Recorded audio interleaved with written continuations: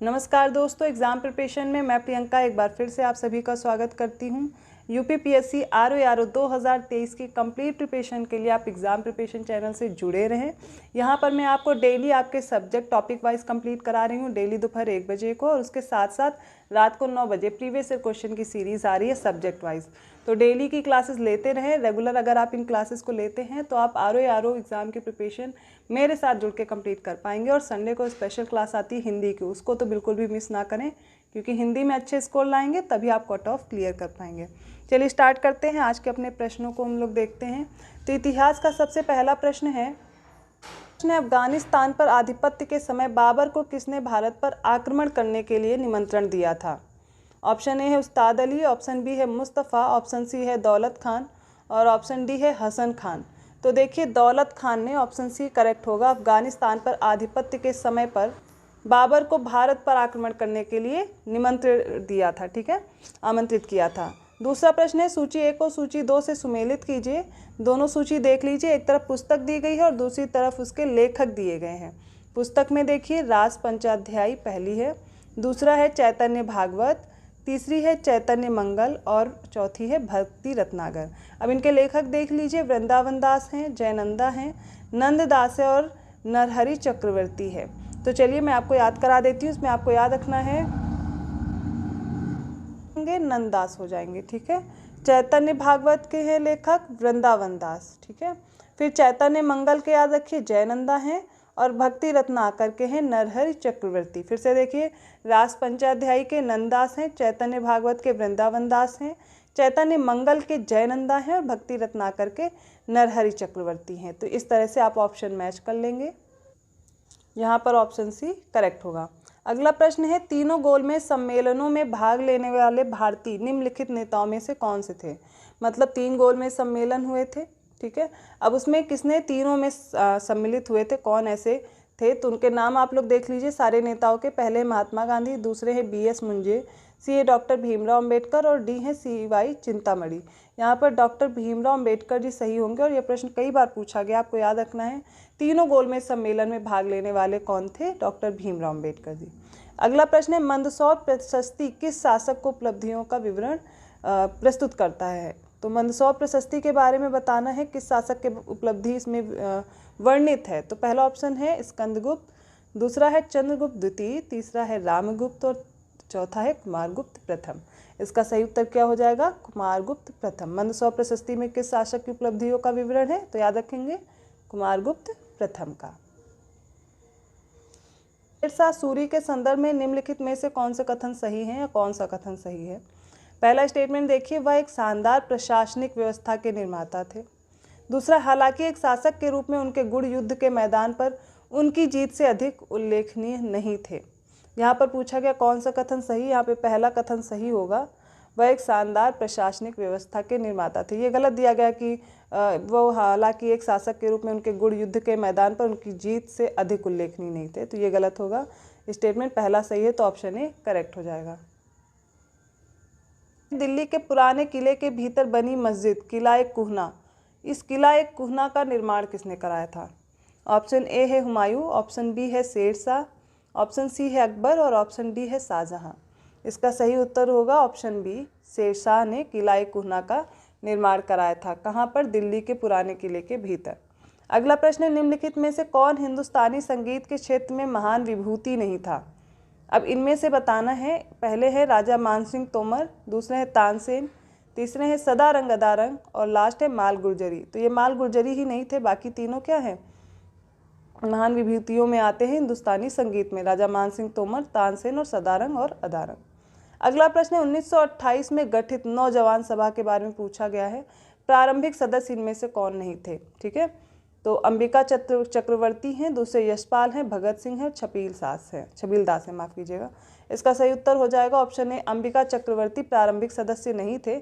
इसके अलावा यशपाल, भगत सिंह, छबील दास, ये सब जो 1928 में नौजवान सभा गठित की गई थी इसके प्रारंभिक सदस्य थे। नेक्स्ट क्वेश्चन है, सूची 1 को सूची 2 से सुमेलित कीजिए। पहले में स्थान दिए गए हैं और दूसरे में संबंधित उनसे तीर्थंकर हैं। स्थान देखिए कौन कौन से दिए गए, श्रावस्ती है, काकंदी है, अयोध्या है, पभोसा है। अब इसके सामने कुछ तीर्थंकर दिए गए, ऋषभनाथ, पद्मनाथ, पद्म प्रभु, सुविद्यानाथ और संभवनाथ। देखिए कई बार अब प्रश्न आने लगे हैं कि जो भी तीर्थंकर हैं उनसे रिलेटेड कुछ प्रश्न बनने लगे हैं, तो आप इनको ज़रूर कंप्लीट कर लें जो भी जैन धर्म में तीर्थंकर हुए हैं। तो सबसे पहले हम लोग देखते हैं श्रावस्ती में, श्रावस्ती से संबंधित कौन है, तो श्रावस्ती से संबंधित है संभवनाथ जी। काकंदी से सुविधानाथ याद रखना है। अयोध्या में ऋषभनाथ और पभोशा में पद्म प्रभु। आई नो आपको ये याद नहीं होगा, पर यहाँ पर जो लिस्ट बनाई जा रही है आप उसके साथ इसको लर्न कर सकते हैं। तो ऑप्शन सी यहाँ पर करेक्ट हो जाएगा। अगला प्रश्न है 1809 में राजा राम मोहन राय ने अपनी प्रसिद्ध पुस्तक गिफ्ट टू मोनोथिस्ट लिखी थी। गिफ्ट टू मोनोथिस्ट, ठीक है। इसमें को किस भाषा में लिखा था इन्होंने, ये बताना है। तो आप देखिए इसको, पहला है अंग्रेजी, दूसरा है उर्दू, तीसरा है फारसी और डी है बंगाली।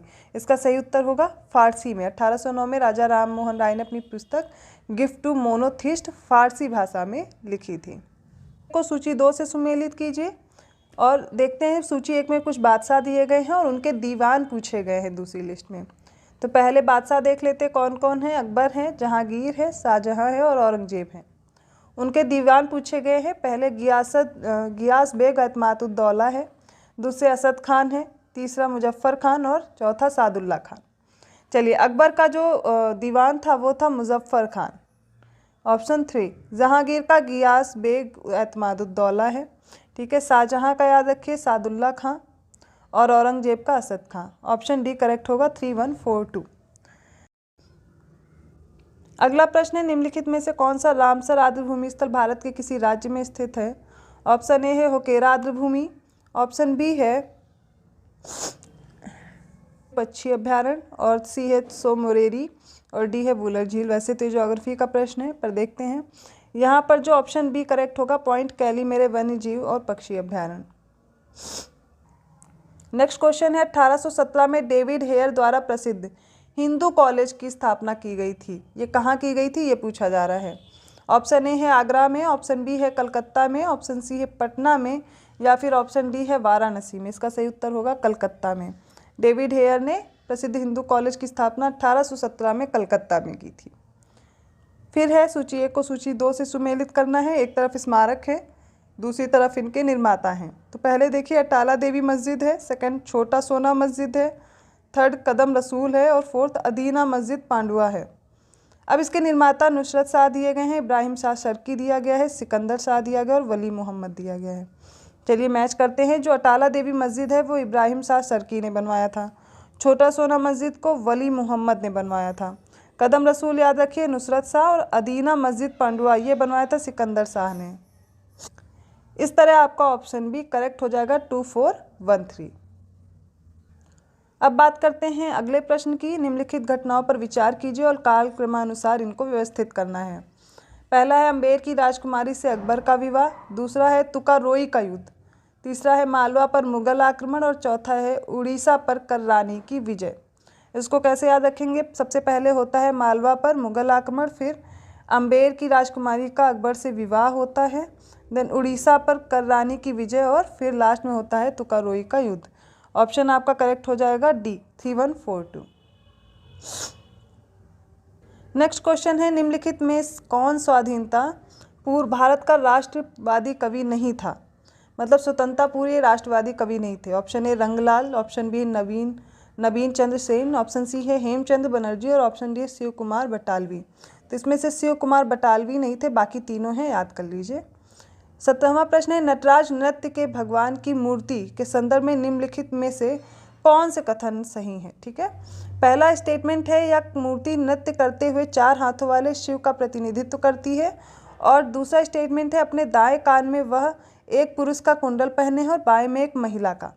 ठीक है, तो यहाँ पर दोनों ही स्टेटमेंट करेक्ट हैं, याद कर लीजिए ऑप्शन सी करेक्ट होगा। ठीक है, तो ऑप्शन सी यहाँ पर करेक्ट हो जाएगा। नेक्स्ट क्वेश्चन है निम्नलिखित में से कौन सा सही सुमेलित नहीं है। एक विदेशी यात्री दिए गए एक तरफ और दूसरा उनका भारत में भ्रमण वर्ष दिया गया है। जैसे कि पहला है फाहियान 399 से 414 ईस्वी में भारत में आया बोला जा रहा है।